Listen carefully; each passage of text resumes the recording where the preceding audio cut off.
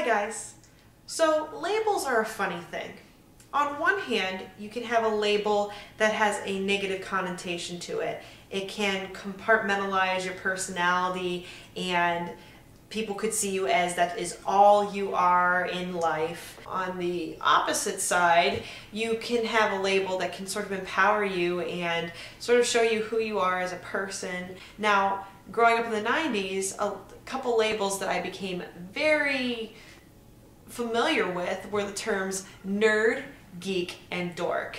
I was a very awkward child. I still am sort of an awkward person, and I grew very accustomed to being called these names. Now, they were seen as more derogatory growing up, but in recent years, these terms have become more of a celebratory, embrace your nerdiness, your geekdom, your dorkiness. But I've heard a lot of people using these terms interchangeably, and they're slightly different from each other. So I wanted to sort of clear that up for you guys. So let's embrace our nerdiness and talk about the difference between a nerd, a geek, and a dork.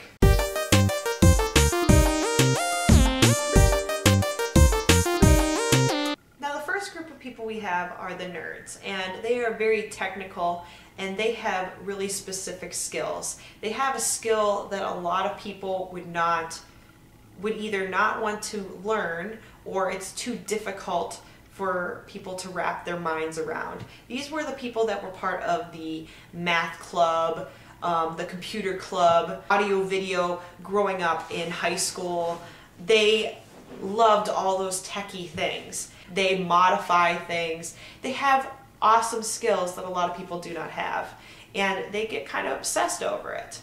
Nerds also can think a lot inside of their heads. They like to think about the theoretics of things, and they often question or criticize when things couldn't possibly happen, or especially in movies, they'll criticize, oh, well, that couldn't really happen. The theoretics of that aren't really possible. So that, I would say, is one of the major weaknesses when it comes to being a nerd, is that you kind of are self-centered a little bit and you're a bit snobbish. Nerds have a tendency to judge people and say, well, you're not really, you don't know that.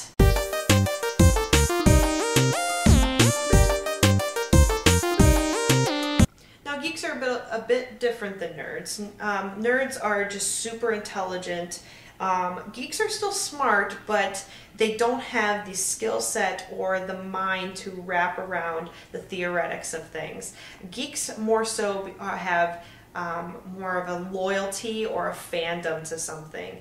I would more so think of a geek as somebody who knows everything there is to know about Star Wars, everything there is to know about Harry Potter, is very into talking about how the movie was made and what actors are in what. They're the ones that are quoting the quotes from the movie when they're watching it. Geeks are what you want in your corner because they're very loyal and they have a lot of knowledge when it comes to trivia. You know, you want a geek on your team when you're playing Trivial Pursuit because they know how to connect things, and they know a lot of rare things that a lot of people wouldn't know. Now, a problem with geeks is that they can become a little bit obsessed with things, and they can get very passionate about their obsessions. So, for example, that's why you'll have people that will get in screaming matches about which is better, Star Trek or Star Wars. You have two geeks on either side. One is a Star Trek geek and one is a Star Wars geek. And it's a tale as old as time. It's the battle of all the ages. I think we all know which is better.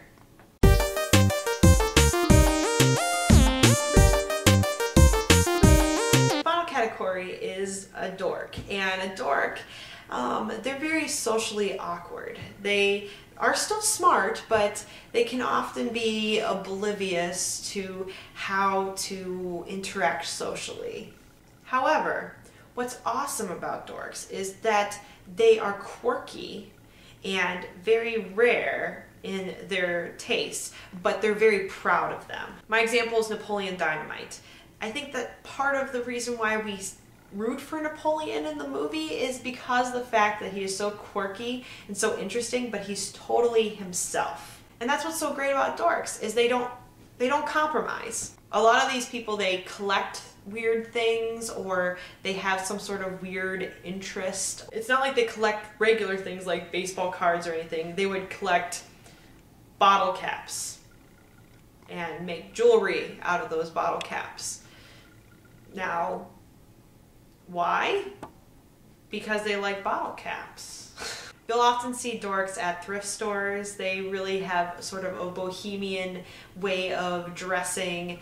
They like to be sort of ironic in how they dress. But this isn't to say that you are either a nerd or a geek or a dork. Sometimes you can be a geeky dork, or you can be a dorky nerd. These terms overlap, and just like everybody's a little bit different. So, yes, I'm majority geek, but I could have some nerdy tendencies or some dorky tendencies. So yeah, I hope from my explanations you could choose whether you are a nerd, a geek, or a dork. But I thought, why don't I make this a little bit more interactive, and I have a quiz for you. A little test, a little personality test to figure out exactly which of the three that you are. I call it Back to the Future, the test. So imagine you're watching Back to the Future.